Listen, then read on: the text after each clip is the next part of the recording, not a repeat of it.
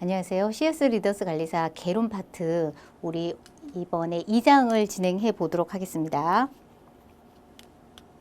2장에서는 이제 고객 만족 경영의 기본적인 개념, 그 다음에 발전 가능성, 사례 연구에서는 노드스트롬 백화점 사례, 그 다음에 고객 만족을 했을 때 어떤 효과가 있는지 구조 효과에 대해서 우리 알아보도록 할게요. 먼저 이제 고객 만족 경영 기본 개념부터 잡아보면 우리가 고객 만족 경영의 정의는 시험 문제에 초성기에 많이 나왔던 문제예요. 어떤 경영이에요? 고객 경영의 모든 부분을 누구 입장에서? 고객 입장에서 생각하고 진정한 방법으로 고객을 만족시켜 기업의 생존, 이윤을 높이기 위한 것이다 라고 보시면 되겠죠. 그죠?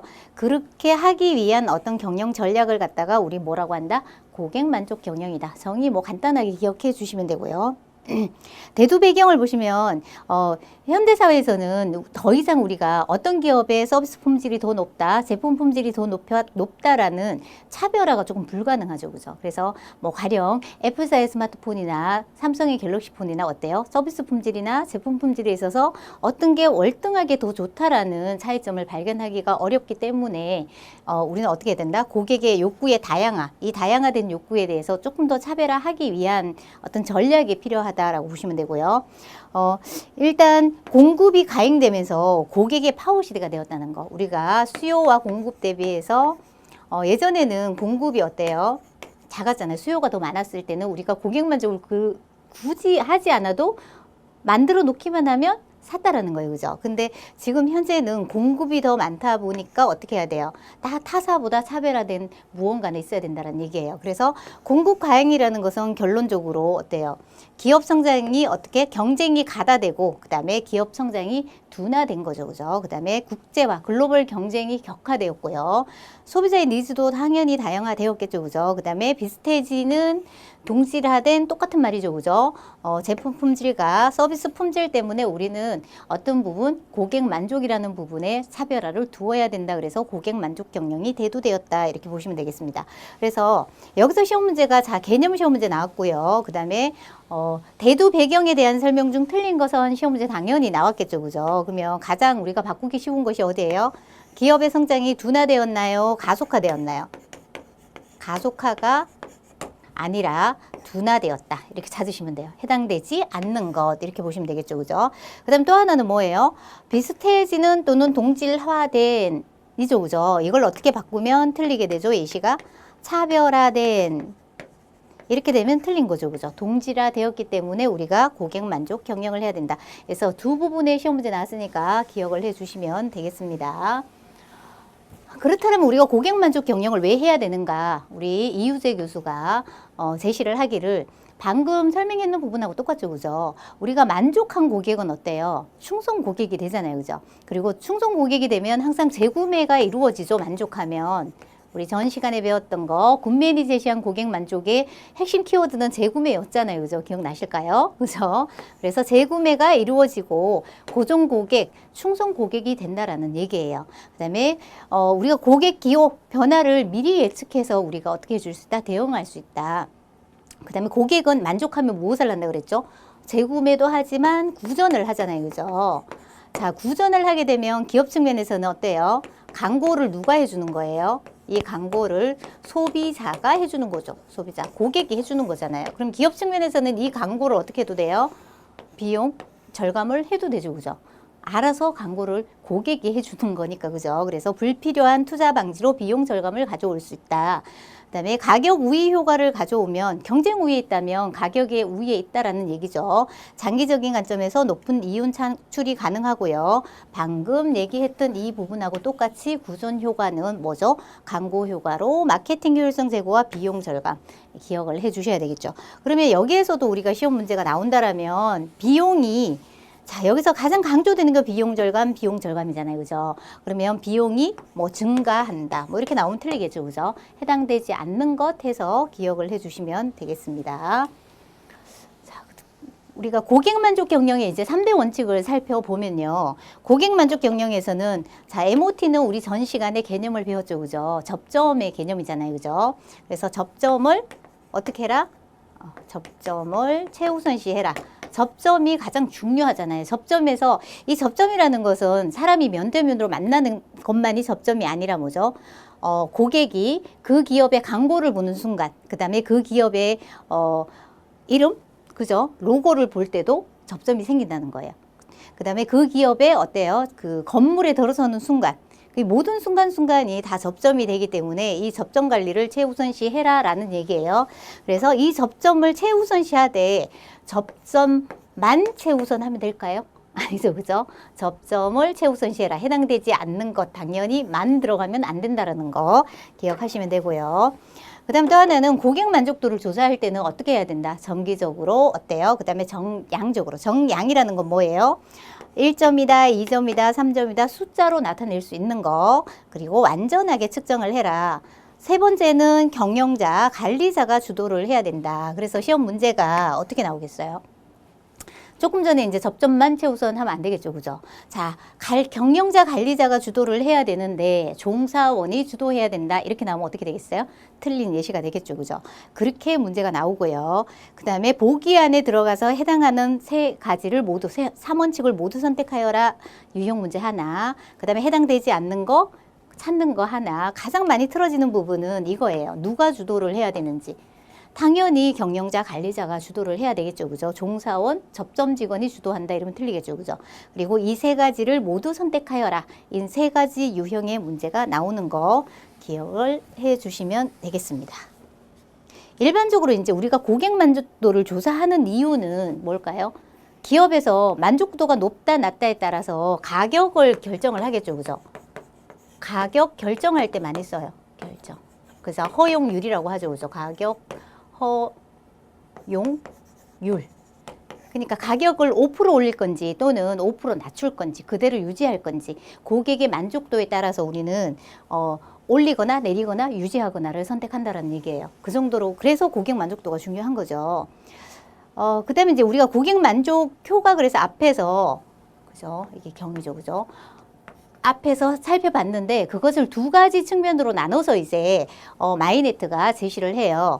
마이네트는 기업 환경 변화 측면과 소비자 행태 측면이라고 두 부분으로 나눴습니다. 우리가 기업의 환경 측면은 방금 설명했던 부분이 다 들어가 있어요. 그죠? 그래서 시장의 성숙화, 그러니까 발전이 비슷해졌죠. 그죠? 그래서 차별화된 부가가치를 제공하는 서비스의 중요성이 대두되었다. 동질화되었기 때문이죠. 그죠?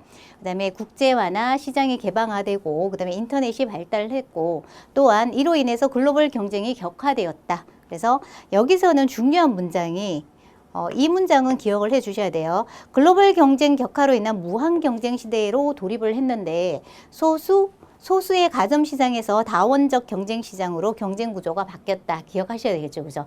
그러면 이 문장을 틀린 문장으로 바꾸려면 어떻게 하면 돼요? 자, 이 소수의 가점 시장과 다원적 경쟁 시장을 이렇게 바꿔주면 얘가 틀린 예시가 되겠죠. 그죠? 설명에 해당하지 않는 것은 이렇게 시험 문제 나오겠죠. 해서 기억을 해 주시고요. 그 다음에 시장 내의 파워가 어디로 옮겨져 갔어요? 소비자나 대형 유통기관으로 옮겨져 갔다. 이렇게 보시면 되고요. 그다음 소비자 행태 변화 측면에서는 어때요? 소비자의 소득이 증대되고 요즘 소비자는 시간의 가치가 굉장히 중요해졌죠. 그죠? 그리고 소비자의 욕구나 가치가 굉장히 다양하게 변화하였다. 이렇게 보시면 되고요. 그리고 소비 행위의 변화가 어디로 흘러갔나요? 하드웨어보다는 어떤 요소가? 소프트웨어적인 요소가 더 중요하게 되었다. 그래서 감성이 더 중요해졌다. 이렇게 보는 거죠. 이성보다는 감성이 중요하다. 이렇게 보시면 되고요. 그리고 새로운 소비층의 출현으로 인해서 새로운 소비 문화가 형성이 되었다라고 보시면 되고요. 그래서 지금 현재 우리 90년대생을 디지털 네이티브 세대라고 하죠. 그죠? 그는 디지털 문화에 굉장히 익숙해져 있으면서 어때요? 한 번에 다양한 멀티미디어 기능을 사용할 수 있는 멀티태스킹이 가능한 어떤 문화층이라고 보시면 되겠죠. 그죠? 그 다음에 그런 층이 출현함으로 인해서 유통의 변화가 어떻게 변했나요? 인터넷 전자상거래가 굉장히 활발해졌죠. 그죠? 오프라인보다는. 그 다음에 소비자의 주권의식과 환경의식이 확산되었다. 이런 측면에서는 소비자 행태 측면. 그러면 시험 문제가 어떻게 나올 것 같아요? 해당하지 않는 거 이 문장이 시험 문제 한 문제 유형 나오고요. 그리고 소비자 행태 측면 변화에 해당하는 것, 요렇게 소득 증대 찾는 문제가 또 하나 나오겠죠. 그죠? 이렇게 또 나오고요. 그 다음에 또 설명에 해당되지 않는 것, 그래서 하드웨어랑 소프트웨어가 이렇게 바뀌면은 이 문장은 어때요? 틀린 문장이 되겠죠. 그죠? 하드웨어보다는 어떤 게 더 중요해졌다고요? 소프트웨어적인 요소, 감정적인 요소가 더 중요해졌다. 이렇게 보시면 되겠습니다. 이 화면에서만도 지금 현재 한 3-4문제 정도 문제가 나온 부분이에요. 그래서 꼼꼼하게 기업 환경 변화 측면과 그 다음에 바뀌는 부분, 이런 부분에서 소수 가점시장과 다원적 시장 바뀌는 부분에 대해서 정확하게 체킹을 해서 외워주시기 바랍니다. 마케팅 패러다임의 이제 학산 보시면 이게 데이라는 경제학자가 1994년에 제시를 했고요. 학자 이름은 시험 문제 안 나오고요. 최근 경향의 문제가 나와요. 예전에 초창기에 나왔다가 지금 최근에 다시 이 문제가 나오기 시작을 하고 있는 거예요. 그래서 패러다임의 주체는 예전에는 기업 중심, 기업이 중심이었는데 지금은 어때요? 고객 중심적으로 흘러갔죠. 그죠? 그래서 흐름을 보면 이전에 마케팅은 주체가 기업인데 지금 현재는 고객이죠. 그죠? 그 다음에 마케팅의 전략도 광고의 방식이 매스 마케팅인데 여기는 어때요? 1대1 마케팅으로 넘어갔다. 주체가 고객 쪽으로 다 넘어갔다라고 보시면 돼요. 그리고 점유율에서는 여기는 시장 점유율이 중요했지만 지금 현재는 어때요? 고객의 마음이 중요하다. 고객의 마음에 우리가 얼마나 자리 잡고 있냐, 이게 뭐죠? 포지셔닝이죠. 그죠? 그래서 경험이나 지갑 점유율이 중요해졌다라고 보시면 되고요. 서비스 마케팅 전략 부분에서 보면 표준화된 마케팅에서 어떻게 지금은 여기 1대1 마케팅 개인화 고객화로 넘어간 거죠. 그죠? 그 다음에 가치는 현재 기업의 가치가 중요했고 우리 고객 중심적인 데는 뭐가 중요해요? 고객의 평생 가치가 중요하다. 이 고객 평생 가치는 용어가 시험 문제 나와요. 뒤에 가서 설명을 다시 하기로 하고요. 그 다음에 지식 기반에서 살펴봤을 때는 기업 중심적일 때는 제품이 중요했지만 고객 중심적일 때는 똑같이 고객의 경험이나 가치가 중요하다 보는 거예요. 마케팅 관리 대상도 기업 중심적일 때는 제품이었는데 여기는 고객 경험과 가치다. 그 다음에 고객 경영 전략에서는 어때요? 여기서는 고객을 획득하는 게 중요했어요. 그죠? 근데 여기서는 뭐가 중요해요? 개발하고 유지하고 공유하는 게 중요하더라. 이렇게 본 거고요. 그 다음에 BSC 전략 같은 경우도 100% 마켓에 10% 고객을 원했고 여기선 100% 고객에 10% 마켓을 원한다. 판매는 기업 중심일 때는 제품 판매가 주력이었고요. 고객 중심적일 때는 서비스 판매가 주력이다. 이렇게 보시면 되겠습니다. 그래서 시험 문제에서 여기서 이 부분이 시험 문제 나와요. 연결이 틀린 것은 이렇게 나옵니다. 그래서 이 문장이 여기로 가고요. 획득이 여기로 옵니다. 이렇게 바뀌어져 있는 문제예요. 그래서 꼼꼼하게 체킹을 기업 중심일 때는 무엇이 중요했고 고객 중심일 때는 무엇이 중요한지에 대해서 구분을 해놔야 풀 수 있는 문제죠. 그죠? 그래서 변화의 흐름을 기억을 하시고 여기에서 가장 출제가 많이 되었으니까 이 문장 꼭 기억을 하셔야 되겠죠. 그죠? 그 다음에 고객 만족 경영의 변화 흐름을 볼게요. 앞 시간에서는 우리가 고객 만족 경영의 도입의 흐름을 봤죠. 그죠? 80년대에는 우리나라가 무관심했고요. 90년대는 어땠어요? 도입을 최초로 시작을 했고 2000년대에 일반화되었다. 기억나실까요? 그죠? 보시면 될 것 같고요. 그 다음에 고객 만족 경영의 변화의 흐름은 우리가 80년 도입기가 있고요. 90년, 그 다음에 뒤에 보시면 2000년 완성기, 이렇게 해서 세 파트로 나눠져요. 그리고 우리 80년대는 앞에서도 우리가 보았던 것처럼 어때요? 우리나라에서는 아직도 도입이 안 된 상태죠. 유럽이나 일본에서 도입했다. 이거 기억하시고요. 근데 여기에서 문제를 푸실 때는 제가 팁을 알려드릴게요. 80년대는 그냥 만들기만 하면 팔렸던 시대예요. 그죠? 그래서 제품 설명을 해주거나 그냥 친절, 제품이 어떤 품질이 좋아요 또는 어떻게 쓰시면 돼요. 요 정도의 서비스를 제공한 거고요. 그 다음에 90년대가 들면 우리가 도입을 이때 했잖아요. 그죠? 근데 뭐든 언제 뭐가 있어요? 단어의 도입이나 시작, 이 두 가지를 보시면 돼요. 자, 첫 번째 봤더니 도입의 시작, 기법의 국내에 최초 도입, 그죠? 그 다음에 CRM의 도입, 그 다음에 에이스 제도 도입, 사이버 고객 만족도에 대한 관심이 고조된 시기, 뭐든 처음 시작되었다 그러면 무조건 어디를 선택하셔야 돼요? 1990년 성장기를 선택하시면 돼요. 그러면 풀기가 쉽겠죠? 다음 주 1990년대에 해당하는 설명에 해당하는 것은 선택하시면 되죠. 그죠? 그래서 이때가 되면 공공기관에서 우리가 도입을 했다고 그랬잖아요. 그죠? 그래서 고객 만족 경영을 도입을 시작했고요. 전사적 고객 만족 경영 체제 개념을 도입한 것도 90년. 그 다음에 KCS 경영팀을 신설하거나 고객 접점에 전진 배치, 데이터베이스 마케팅 기법이 국내 최초로 도입한 거, CRM 마케팅이 또 최초로 도입이 되겠죠. 그죠? 그 다음에 여기서 도입이 되니까 당연히 2000년대는 어떻게 되겠어요? 도입되었던 것들이 활용이 어떻게 돼요? 보편화가 되겠죠. 그죠? 그래서 여기 보시면 CRM 경영 기법의 활용이 보편화되었다. 이렇게 나오는 거예요. 그 다음에 고객 생애 가치 창출을 통한 고객 기여도가 극대화되었다라고 하는 거는 CRM이 발달을 하게 되면 자, 지금부터 이제 기억하셔야 돼요. 고객 생애 가치. 조금 전에 고객 평생 가치 있었죠. 그죠? 고객 생애 가치나 고객 평생 가치는 CRM 마케팅의 핵심 키워드다. 요거 기억하시고 뒤에 가서 또 다시 설명을 할게요. 그래서 약자가 라이프 타임 밸류 그래서 LTV라고도 쓰고요. 그다음 앞에 커스터머가 붙어서 CLV라고도 씁니다. 그래서 같은 약자다. 요것만 기억을 지금 해주시고 전략 파트에서도 또 나오니까 그때 대해서는 완벽하게 기억을 해주시면 되겠습니다. 그리고 이제 2000년대가 되면 당연히 사회적 책무, 기업에 대한 사회적 책무가 요구되더라. 그리고 또한 내부 고객의 중요성이 이때 대두되기 시작을 해요. 외부 고객도 중요하지만 누가 더 중요해요? 이 외부 고객을 만족시키는 누가 중요하다?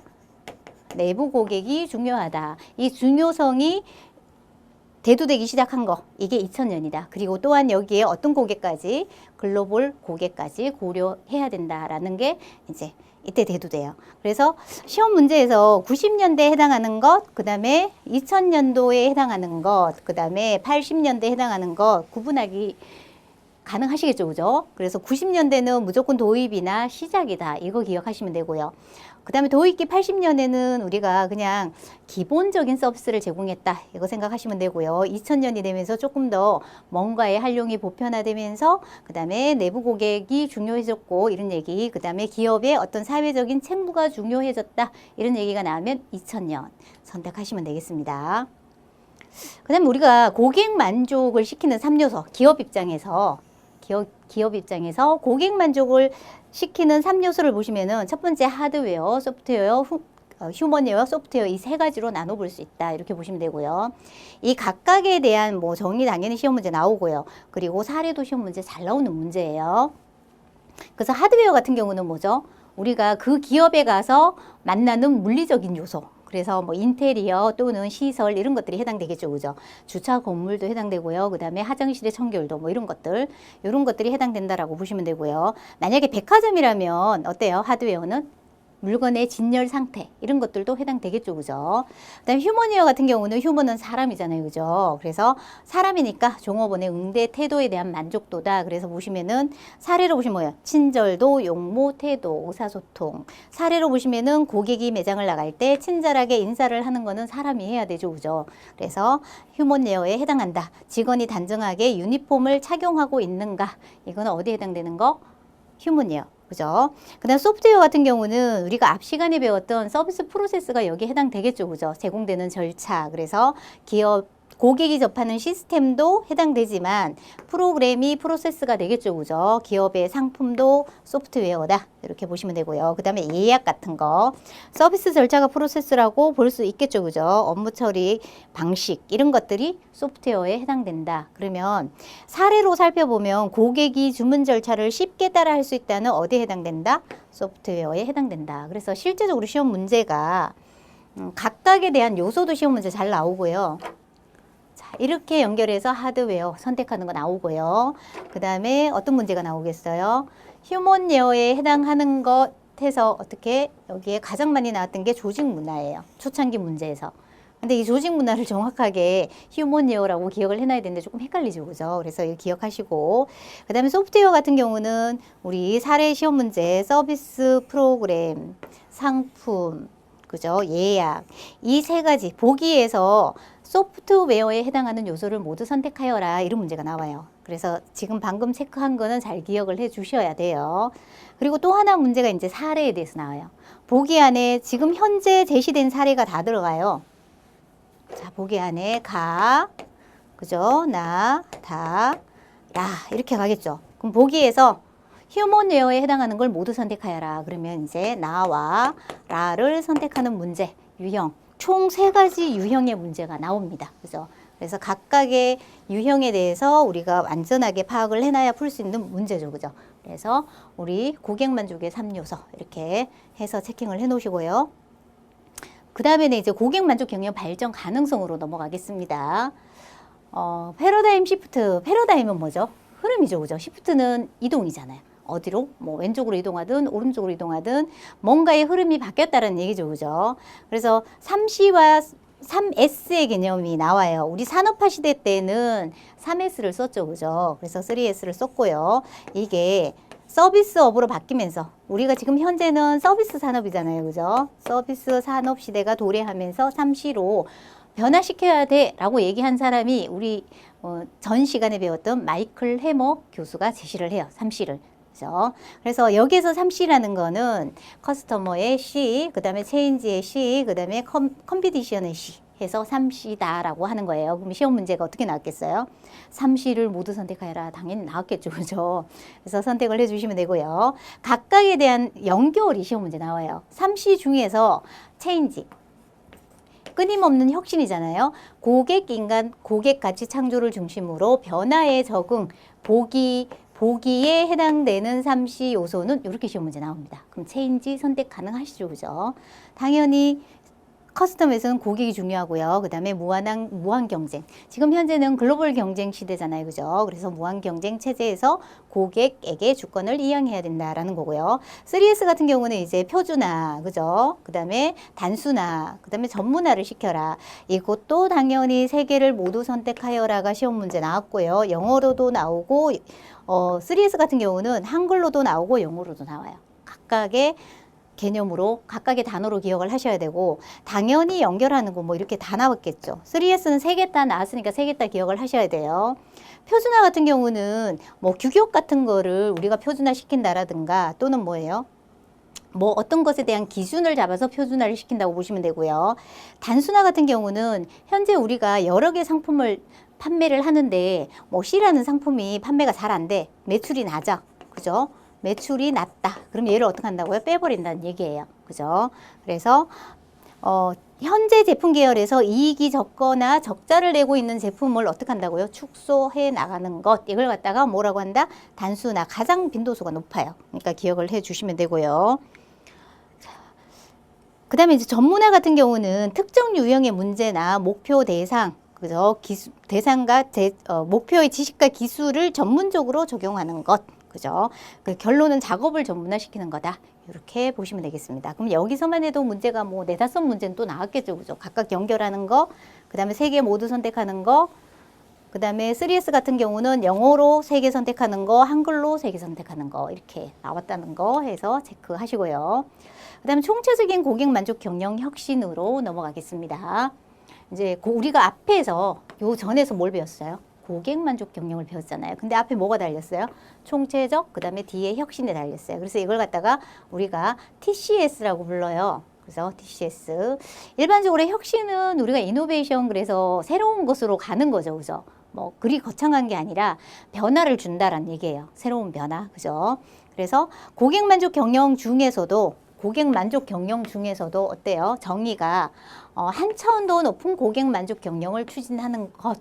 이 고객 만족 경영 혁신이죠. 그죠? 그 다음에 여기서 차별화된 경쟁 우위를 창출해 나가는 것. 이걸 갖다가 우리가 뭐라고 한다? 총체적 고객 만족 경영 혁신이다. 그래서 정의가 뭐 초창기에는 이렇게 연결하는 시험 문제가 잘 나왔어요. 그러니까 한번 읽어보시고요. 그리고 이제 빈도수가 더 높은 거는 총체적인 고객 만족 경영 혁신 요소가 시험 문제 뭐 거의 매번 나와요. 그러니까 이것도 기억을 하셔야 되겠죠. 그죠? 그러면 이거를 나누는 방법은 우리가 어렵게 생각하지 마시고, 자, 우리가 기업체라고 생각했을 때 물건을 만들어서 팔아야 돼요. 그죠? 제품을 개발해서 판매를 하는 회사라고 생각했을 때, 자, 그러면 우리 회사라는 어떤 조직이라는, 뭐 우리 A라는 회사라고 할게요. 회사가 있어요. 그러면 우리 회사가 존재하려면 일단은 제품이 있어야 되잖아요. 그죠? 그 제품을 개발해서 또는 서비스를 개발해서 뭘 해야 돼요? 판매를 해야 돼요. 그죠? 판매. 누구한테 판매를 해야 되죠? 소비자한테. 그죠? 소비자한테 판매를 하고 이 소비자한테 팔아서 매출이 높아야 기업이 유지가 되잖아요. 그렇다면 우리가 기업 밖에 있는 이 소비자는 어디 있어요? 시장 밖에 있죠. 그리고 이 서비스나 제품을 전달하는 종사원은 어디 있어요? 이 내부에 있는 거잖아요. 그죠? 그래서 이 시장에는 누가 있다? 이 소비자가 있다. 그죠? 그러면 이 소비자 경쟁력을 소비자가 물건을 사게끔 하려면 어떻게 해야 되는가? 우리 조직은 어떤 제품과 어떤 서비스를 개발을 해야 되죠? 첫 번째는 상품력이 있어야 되겠죠. 그죠? 상품력. 그 다음에 가격 경쟁력이 있어야 되는 거. 그 다음에 브랜드 파워가 있어야 되겠죠. 이미지도 좋아야 되고 고객 관리도 잘해야 된다. 이것은 우리 소비자가 있는 시장에 물건을 팔기 위한 요소다라고 보시면 되겠죠. 선택하는 게 그리 어렵진 않습니다. 그러면 조직 내부에 있는 종사원 또는 조직 내부가 더 튼튼해지려면, 그죠? 역량 강하잖아요. 튼튼해지려면 뭐가 있어야 돼요? 인사 조직도 있어야 되지만 지식, 종사원의 지식. 그래서 요즘은 HRD가 굉장히 중요하죠. 그죠? 그 다음에 정보기술이나 프로세스의 혁신이 필요하다. 이렇게 본 거예요. 그러면 시험 문제는 당연히 어떻게 나왔겠어요? 내부 혁신 역량 강화 요소에 해당하는 것은 프로세스 혁신이 답이 가장 많이 되었고요. 그 다음에 또 하나는 보기에 전체가 다 들어가요. 보기. 그죠? 보기. 보기에서 무엇을 골라라? 시장 경쟁 강화 요소를 모두 선택한 것은 이렇게 시험 문제 나와요. 그럼 결론은 내부 핵심 역량 강화 요소는 프로세스 혁신을 기억하시면 되고요. 시장 경쟁력 강화 요소를 모두 고르려면 일단 얘를 다 알아야 되겠죠. 그죠? 소비자가 우리 물건을 사게끔 하려면 우린 뭐가 필요해? 이 질문을 던지면 풀리는 문제죠. 그죠? 상품력 있어야 돼. 가격 경쟁력 있어야 돼. 브랜드 파워도 있어야 돼. 이미지 좋아야 돼. 고객 관리도 해야 돼. 이 전체 총 6가지 고르는 거. 이 문제가 시험 문제 나옵니다. 그래서 여기서 혁신 요소를 나누는 부분은 반드시 기억을 해 주셔야 돼요. 시험 문제 빈도수가 높은 문제입니다. 그래서 체크하시면 되고요. 그 다음에 이제 고객 만족, 총체적인 고객 만족 경영 혁신 성공 요인이 있어요. 이걸 성공시키려면 첫 번째는 리더십이 있어야 된다. 두 번째는 조직 문화. 그 다음에 우리 물건을 팔 고객과 시장이 있어야 되겠죠. 그죠? 이 시장에 물건을 팔려면 우리 뭐가 있어야 돼요? 자원 지원이 되어야 되죠. 자본이 있어야 되잖아요. 그죠? 자본이 있어야 개발해서 판매를 하죠. 그죠? 그 다음에 또 하나는 프로세스 기법이다. 여기서 연결하는 거, 자, 리더십 잘 나오는 거, 그 다음에 뭐가 잘 나온다? 프로세스 기법 시험 문제 너무 잘 나와요. 근데 이미 우리가 프로세스 앞에서 배웠죠. 그죠? 그러한 프로세스를 분석하는 기법, 적용하는 기법이 리엔지니어링, TQM, 식스시그마, 지식경영, 아웃소싱, 벤치마킹이다 해서 여기에 해당되는 성공 요소 이렇게 찾는 문제예요. 반드시 기억하시고요. 나머지 부분은 읽어보시면 연결이 다 가능하실 거예요. 리더십도 연결하는 거 나왔고요. 조직 문화도 시험 문제 나온 문제예요.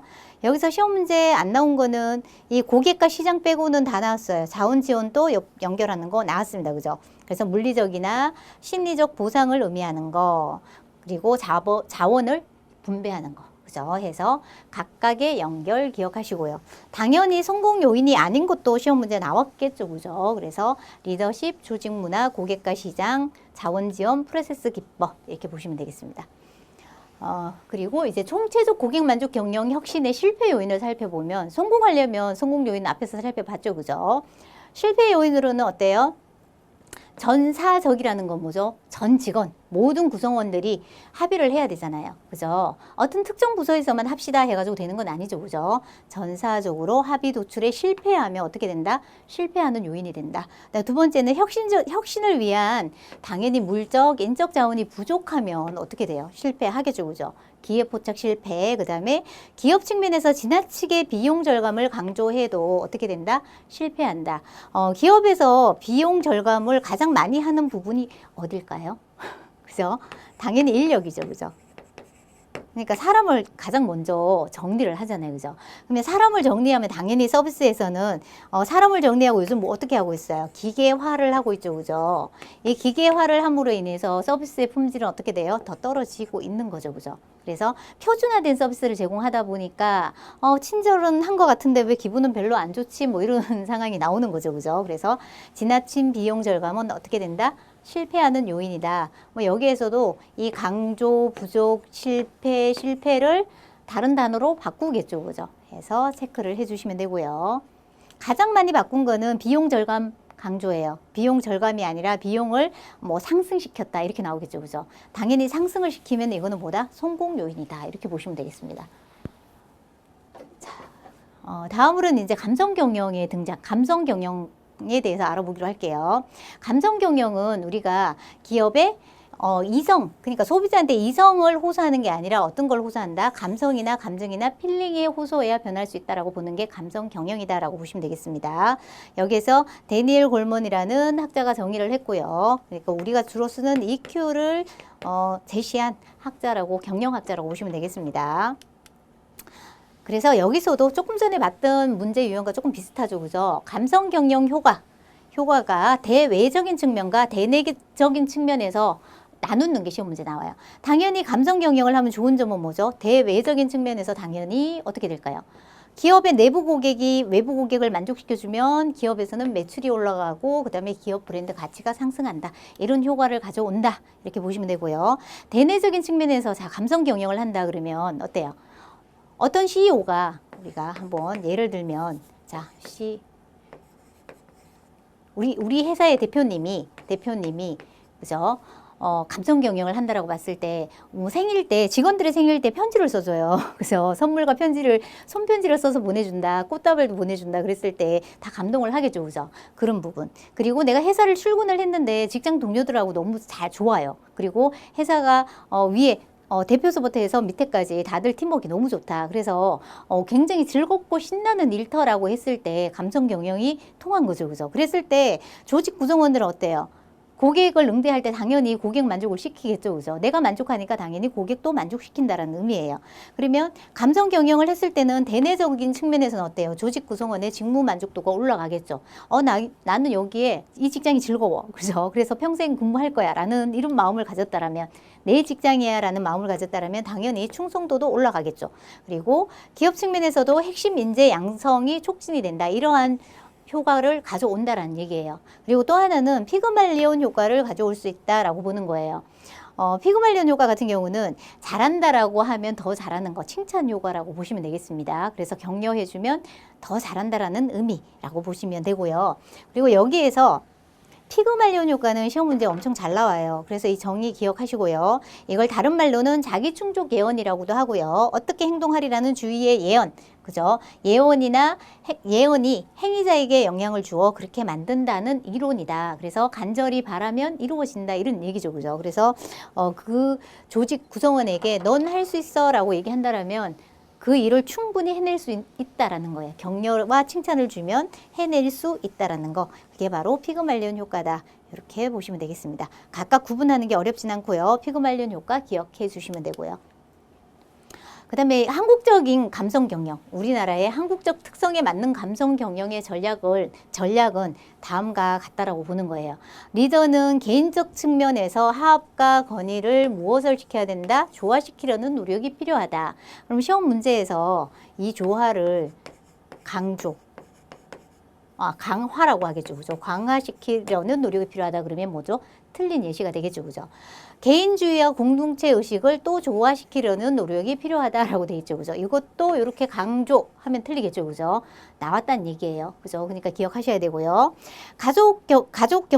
경영 가족주의 시도, 조직의 간소화, 그다음 건전한 자본주의 정신 함량이 필요하다. 우리나라 감성 경영 전략. 그리고 깊이 있는 사고와 토론 의식이 필요하고요. 유연성 있는 리더십 환경과 조성 발휘가 필요하다. 틀어진 부분은 이 두 부분 기억하시면 여기 나오는 문제 다 풀 수 있겠죠. 그죠? 그래서 한국적인 특성에 맞는 감성 경영 전략에 대한 설명 중 틀린 것은 이렇게 나옵니다. 그래서 조화가 강화가 되면 안 된다.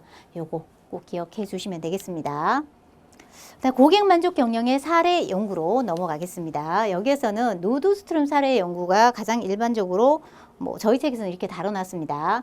그래서 노드스트롬 백화점의 경영의 이념을 살펴보시면 서비스, 퀄리티, 밸류, 그 다음에 셀렉션, 시험 문제에 경영 이념이 아닌 것은 이렇게 시험 문제 나옵니다. 그래서 체크하시면 되고요. 이 기업의 구조는 피라미드 구조가 아니라 어떤 구조? 역피라미드 구조다. 이것도 중요하니까 기억하셔야 되겠죠. 그죠? 그리고 노드스트롬 백화점의 경영 전략 중에 가장 핵심적인 거. 그게 뭐다? 현장 배의 경영. 그래서 MBWA다. 이거 약자로도 기억하셔야 돼요. MBWA다. 현장 배회 경영은 비공식적으로 누가 경영진들이 자주 매장을 방문을 하는 거예요. 그냥 방문만 하는 게 아니라 방문을 해서 무엇을 찾는다? 고객의 니즈나 또는 종사원들의 어떤 니즈를 찾아보는 거죠. 그죠? 그래서 이걸 처음 제시한 사람이 누가? 톰 피터스라는 경영학자와 로버트 워터맨이 초우량 기업의 조건이라는 저서에 처음 소개를 했다. 이렇게 보시면 되고요. 그래서 자, 로버트 워터맨은 기억을 못 하셔도 톰 피터스는 기억을 하셔야 됩니다. 톰 피터스가 MBWA를 처음 제시하였다. 기억하시고요. 그리고 핵심 키워드는 삼현주의다. 기억하셔야 돼요. 현장에서 현물을 보고 현상을 파악하여 여기에 의해서 어떻게 한다? 일 처리가 신속하게 이루어지도록 하는 현장 경영 도구이면서 경영 혁신 활동에 있어서 계층 간의 의사소통을 원활하게 하는 효과적인 방법이다. 이렇게 보시면 되겠습니다. 그래서 시험 문제에 3년주의의 정의 시험 문제 이걸로 나오고요. 근데 또 하나는 노드스트롬 백화점의 기업 구조에 해당하는 거 시험 문제 나옵니다. 그다음 또 하나는 현장 배회 경영의 키워드를 알아놓으셔야 돼요. 그래서 시험 문제 보기에 톰 피터스 들어가고요. 그 다음에 3년주의 들어가고요. 다음 보기에 해당하는 용어는 이렇게 찾는 문제예요. 그러면 우리는 무엇을 찾아야 돼요? 현장 배회 경영을 찾으시면 돼요. 영어로 나올 수도 있고 약자로 나올 수도 있습니다. 그리고 또 한 문제는 3현주의를 모두 선택한 것은 이게 시험 문제 나와요. 현장에서 현물을 보고 현상을 파악하는 것 3년주의 해서 이 세 개 고르는 문제 또 나옵니다. 그래서 보기에서 저 세 가지를 골라야 되겠죠. 그죠? 그래서 총 여기만 해도 시험 문제가 그냥 언뜻 봐도 한 5문제는 넘죠. 그죠? 그래서 각각에 대해서 체킹을 해 주시고요. 그래서 노드스트롬 백화점이 도대체 어떻게 하면 그렇게 고객 만족을 잘 시켜줄까 해서 이제 수학 분석으로 분석을 해봤더니, 그죠? 이제 기업 외부 환경 분석을 먼저 해봤어요. 기회 요인과 위험 요인이 무엇인가, O와 T를 분석을 해본 거죠. 그죠? 그래서 외부 환경적인 기회 요인 같은 경우는 자, 인터넷 쇼핑몰, 전자상거래도 우리 위협이 아니고 뭐다? 새로운 기회로 본 거죠. 그죠? 기회 요인이다. 그리고 트레이딩 업 현상이 일어나더라. 중산층이 새로운 명품 브랜드를 소비하는 경향, 이걸 갖다 신조어죠. 그죠? 신조어인데 트레이딩 업 현상이다. 초창기 시험 문제 나왔던 문제예요. 이 용어가. 그러니까 기억을 해주시고, 그다음 위험 요인으로 봤을 때는 우리 유통시장이 지금 굉장히 변화하고 있죠. 그죠? 이런 것들은 위험 요인으로 작용을 하더라. 이렇게 본 거예요. 그 다음에 강점 요인과 이제 약점 요인을 살펴보면 이때 여기서는 내부 환경 요인의 강점과 약점을 살펴본 거예요. 강점 요인에서는 어때요? 외부 고객 만족 제도가 있고요. 내부 고객 만족 제도가 있습니다. 그래서 외부 고객 만족 제도는 소비자 만족이죠. 그죠? 그래서 고객 만족, 조건 없는 반품 수용, 그 다음에 개인별 고객 수첩, 다양한 제품, 가격 경쟁력 있는 거, 그 다음에 매력적인 쇼핑 환경, 1인 밀착 서비스, 이런 것들은 누구를 위한 전략이다? 외부 고객을 위한 전략이다. 이렇게 보시면 되고요. 내부 고객 만족 전략 같은 경우는 종업원의 선발과 교육에 있어서 조금 다른 거. 그래서 여기서는 조건이 없죠. 그죠? 이야기하는 걸 좋아하는 사람을 뽑는 거죠. 그죠? 그 다음에 인사관리는 무조건 내부 승진. 그 다음에 동기부여와 인센티브 제도가 있더라. 그래서 페이스세터 이 우수사원이에요. 우수사원 제도. 그 다음에 권한임이나 종업원 지주제도, 이런 것들은 누구를 위한 제도다? 내부 고객 만족 제도다. 당연히 시험 문제 나왔겠죠. 그죠? 외부 고객 만족 제도가 아닌 것은 해서 여기 뭐가 나오겠어요? 실제적으로 나온 게 내부 고객 만족 제도에 해당하지 않는 것. 이거 개인별 고객 수첩. 이거는 외부 고객 만족이다. 이런 식으로 문제가 나옵니다. 그러니까 체킹해 주시고요. 약점으로는 이런 좋은 점도 있지만 여기에서 최우수 사원 해서 여기는 인센티브를 주기도 하고 종업원 지주니까 종업원이 사업자예요. 그러면 성과를 많이 낸 종업원 같은 경우는 어때요? 항상 급여를 많이 받아가겠죠. 보상을. 근데 밑에 가장 하위권에 있는 직원들은 어때요? 조금 힘들죠. 그죠? 그래서 이직률이 굉장히 높아요. 그래서 승진이나 보상제도 고비용 구조 때문에 조금 약점으로 작용할 수 있고요. 그래서 여러 가지 공통적인 업무 기능 집중화하지 못하는 이런 부분이 생길 수도 있다. 이렇게 약점으로 작용한다. 이렇게 보시면 되겠습니다. 그 다음 고객 만족 효과로 넘어가겠습니다. 그래서 고객 만족 효과는 우리가 고객이 만족하면 첫 번째 뭘 해요? 구전한다 그랬잖아요. 그래서 구전의 정의가 이제 시험 문제 나오죠. 그죠? 구전의 유래는 뭐 이거는 상식이 좀 풍부해지는 시간인데 화이트라는 사람이 고전적 마케팅 연구에서 구전이라는 단어를 처음 사용했다. 뭐 연도까지 모르셔도 되고요. 구전은 우리가 언어, 입에서 입으로 전달한다라고 얘기를 하죠. 그죠? 그래서 언어적 커뮤니케이션에 제한된 것이 아닌 요즘은 뭐가 있나요? 인터넷 같은 경우에 댓글이 있잖아요. 그죠? 그래서 SNS 댓글도 어디에 해당된다? 우전에 해당된다. 문자로도 한다는 얘기죠. 그죠? 제한된 것이다 그러면 어떻게 돼요? 것이 아니다가 다 이렇게 되면 틀린 문장이 되죠. 그죠? 실제 문제입니다. 영향력의 특성과 관련된 개인 혹은 집단 간의 영향력이 구전이죠. 그죠? 개인들의 경험에 기초한 대면 커뮤니케이션. 보통은 만나서 하는 경우가 많고 기본은 고객이 이해관계를 떠나 자신의 어떤 경험이에요? 직간접적인 경험을 어떻게 전달해요? 비공식적으로 전달한다. 그래서 이걸 공식적으로 전달한다. 그러면 어떻게 돼요? 틀린 예시가 되겠죠. 특정 주제에 관하여 고객들의 직간접적인 긍정적 혹은 부정적인 내용의 정보를 비공식적으로 교환하는 의사소통 행위다. 이렇게 해서 정의를 기억하시면 되고요. 그 다음에 구전 마케팅의 유형은 시험 문제에 잘 나오는 문제예요. 자, 버즈는 꿀벌이죠. 그죠? 그래서 꿀벌은 어떻게 다녀요? 몰려서 윙윙거리고 다닌다고 해서 버즈 마케팅, 그 다음에 입에서 입으로 간다, 입소문, 그 다음에 바이럴 또는 바이러스 마케팅이라고도 해요. 널리 퍼뜨리는 거. 그래서 이 세 가지 선택하는 게 시험 문제 나와요. 다음 보기에서 구전 마케팅 유형을 모두 선택한 것은 이렇게 시험 문제 나옵니다. 그 다음에 구전과 구매 행동 간의 관계에서는 당연히 구전은 정보를 누가 만들어내는 거예요? 고객이 만드는 거잖아요. 그래서 굉장히 신뢰성 높은 정보의 원천이다. 그리고 이 원천은 밑에 보시면은 이걸 먼저 설명을 할게요. 상업적인 정보보다 일반적으로 소비자가 구매 결정을 할 때 상업적인 정보보다 주변 사람들로부터 듣는 비상업적인 정보를 더 신뢰하는 경향이 있죠. 그죠? 그러면 여기에서 비상업적인 정보는 어디에 해당되는 거예요? 어떤 것들이에요? 가족으로부터 듣는 거, 친구, 이웃, 그 다음에 동료. 이런 것들 같은 경우는 비상업적인 정보다. 그 시험 문제 이렇게 나오겠죠. 다음 중 비상업적인 정보에 해당하는 것. 이렇게 나오겠죠. 그 다음 상업적인 정보는 누가 주는 거예요? 기업에서 마케팅으로 주는 거죠. 그래서 구분을 해주시면 되고요. 일방적이지 아니라 우리가 구전할 때 쌍방향적으로 의사소통을 하죠. 그죠? 쌍방향. 그래서 얘가 쌍이 단으로 바뀌면 어떻게 될까요? 얘를 단방향이 아니죠. 그죠? 쌍방향 기억하시면 되고요. 그 다음에 소비자는 구매와 관련해서 무엇을? 위험을 줄이기 위해서 80%는 무엇을 한다? 구전을 구한다. 정보를 구한 다음에 뭘 한다? 구매한다. 이렇게 보시면 돼요. 그 하는 이유가 뭐다? 내가 구매했을 때 무슨 위험? 돈에 대한 위험도 있잖아. 재무적 위험. 그 다음에 또는 성능의 위험. 여러 가지 그런 위험을 줄이기 위해서 한다는 걸 기억하시면 되고요.